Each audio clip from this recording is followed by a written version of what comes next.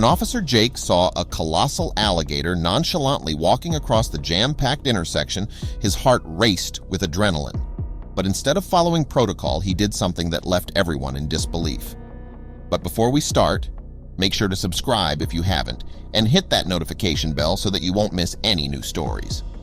As soon as Jake and his partner spotted the enormous animal, they immediately let dispatch know about the situation. As the officers tried calling for backup, they received the following message from dispatch. Negative Unit 53. We're receiving calls from multiple similar incidents throughout the city. There won't be support for at least a few more hours. It was then that Jake came up with a crazy plan to wrestle with the alligator. Jake's partner wondered where all the alligators were coming from simultaneously and how many there were in total. Jake radioed back to the station. "Chief, are you there? Chief?" It took a while for his superior to respond, but after a second or 20 to 30, Jake received an answer. "This better be important, Jake.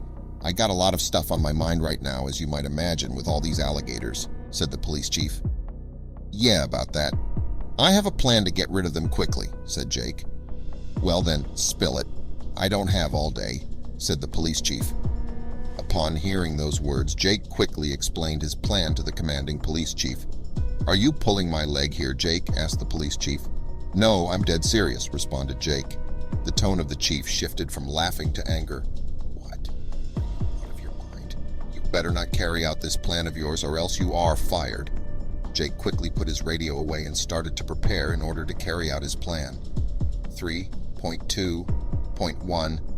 When he suddenly heard "Stop," shouted his partner. "Look, man, I got a bad feeling about this," said Jake's partner. "Can't you call your crazy uncle to help us out? You always describe him as some sort of alligator wrestling maniac." How couldn't Jake have thought about this himself as he grabbed his phone and started calling his Uncle Roger? "Hey, Raj, could you come over?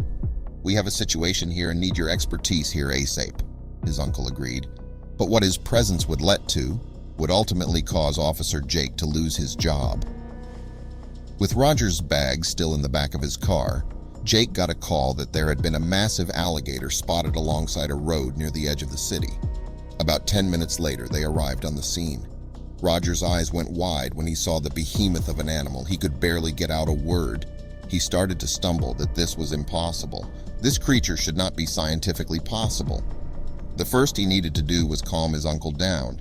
He needed his expertise, as there was nobody else again who could conclude a single useful thing about these animals. Standing a few meters away, shielded by the safety of their police vehicle, Jake and Roger fixed their gaze on the colossal alligator. Through binoculars, the distinct patterns and markings confirmed its species, but it was far larger than anything Roger had ever seen or heard about in his many years of experience. One of the animal control agents, visibly frustrated, stepped forward. "Sir, it's imperative we remove this creature immediately. There's a clear and present danger." Roger, unfazed, stood his ground. "I've been working with reptiles for years." Jake, witnessing the tension, felt torn. He trusted his uncle's expertise, but the urgency from animal control was undeniable. "Uncle," he began hesitantly, "are you sure about this?" Roger locked eyes with him. "Something's not right, Jake. I can feel it." The hesitation in the animal control agent's demeanor was conspicuous. As the minutes ticked on, Jake's doubt grew into suspicion. Every hushed conversation between the animal control agents, every subtle signal they exchanged, hinted at a deeper narrative. In a moment of clarity, Roger leaned closer to Jake. "I think we should approach the alligator." Jake's eyes widened in horror. "Are you serious?" Roger's eyes were resolute. "It's the only way to truly understand its behavior and motives." Roger continued, "But we need to act."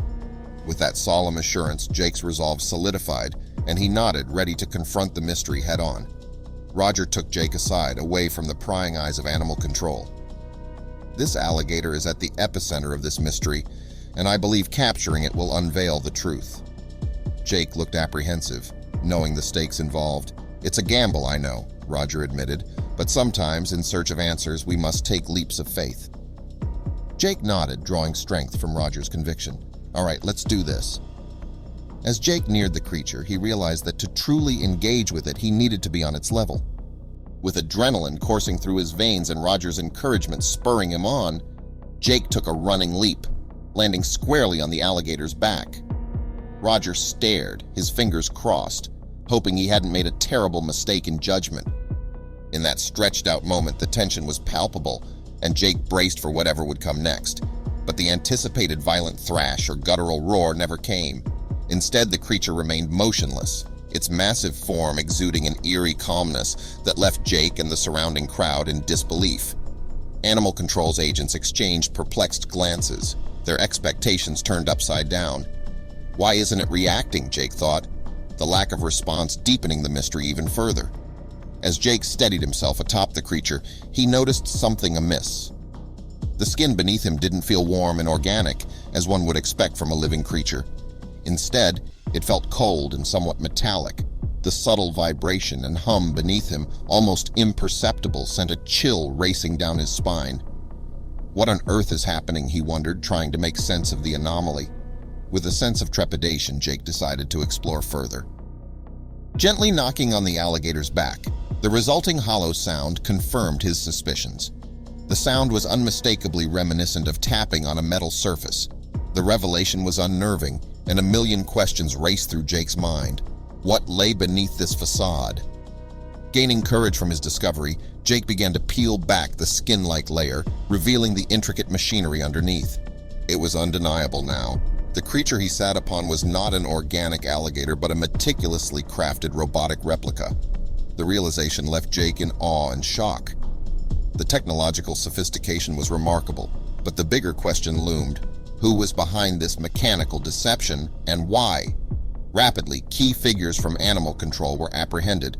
The public, once trusting, now watched in anger and betrayal as those they deemed protectors were led away in handcuffs. The scenes were broadcast nationwide, the city becoming the focal point of discussions on ethics and trust. The courtroom was packed as the prosecution laid out its case. Witnesses, including Roger and Jake, took the stand, recounting their experiences and discoveries.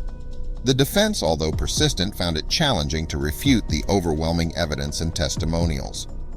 Former employees shared tales of coercion, speaking of superiors who had masterminded the ruse. They spoke of meetings held in secrecy, of threats to those who questioned, and of the underlying desperation to maintain control and relevance in the city. The prosecution presented the robotic alligator as a key exhibit. Experts testified about the technology behind the machine, emphasizing its purpose to instill fear. Video footage and financial records further showcased the extent of the deception. Animal Control's defense attempted to plead ignorance, stating they believed they were combating genuine threats. They brought in character witnesses and tried to shed doubt on the whistleblower's motives. However, their efforts appeared insubstantial against the backdrop of their orchestrated terror. The jury deliberated, and the atmosphere was tense, but the verdict was clear: guilty. Those at the helm of the deception were sentenced to prison, while some lower-ranking members received lesser penalties but faced the end of their careers.